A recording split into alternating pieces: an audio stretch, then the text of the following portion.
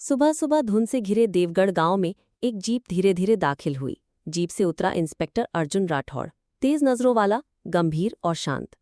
गांव की गलियों में सन्नाटा था। औरतें कुएं पर फुसफुसा रही थीं, बच्चे सहमे हुए अपनी माओं से चिपके खड़े थे, जैसे पूरा गांव किसी अनकहे डर की गिरफ्त में था। अर्जुन जब अनन्या के घर पहुंचा तो दरवाजा कांपते हाथों से माया शर्मा ने खोला।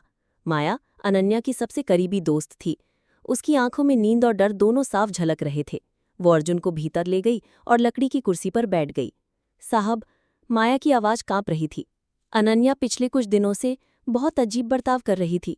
रात को किसी से धीरे धीरे बातें करती थी, खिड़की से जंगल की तरफ घूरती रहती थी। अर्जुन ने अपनी डायरी निकाली और नोट्स लिखने लगा। उसने पूछा, क्या उसने कभी बताया कि वो किससे मिलती थी? माया की आंखों में डर उतर आया। उसके होंठ कांपने लगे। उसने कहा था, वो वापस आ गया है और अब मैं बच नहीं पाऊंगी। अर्जुन की भौहें सिकुड़ गईं। वो कौन? उसने गहरी आवाज में पूछा।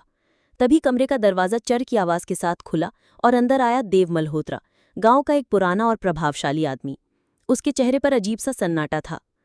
साहब, उसने धीमी आवाज में कहा, ये सब भूत प्रीत का खेल है। हमारी घाटी की आत्मा जाग गई है। अर्जुन ने उसे संदेह भरी नजरों से देखा। उसके मन में सवाल गूंज रहा था, क्या सचमुच ये किसी आत्मा का खेल है या फिर कोई इंसान इस डर का इस्तेमाल कर रहा है? शाम होते होते अर्जुन को अनन्या का कमरा देखने का मौका मिला। कमरे में किताबें बिखरी थीं, खिड़की खुली हुई थी और मेज पर एक नीले कवर की डायरी रखी थी। अर्जुन ने डायरी खोली। पहले ही पन्ने पर लिखा था, अगर मुझे कुछ हो जाए तो सच ढूंढने देवगढ़ की पुरानी हवेली जाना। अर्जुन ने डायरी बंद की और खिड़की से बाहर झांका। सामने फैला हुआ घना अंधेरा जंगल देखता सा लग रहा था। अचानक ठंडी हवा का झोंका आया और पर्दे जोर से फड़फड़ाने लगे।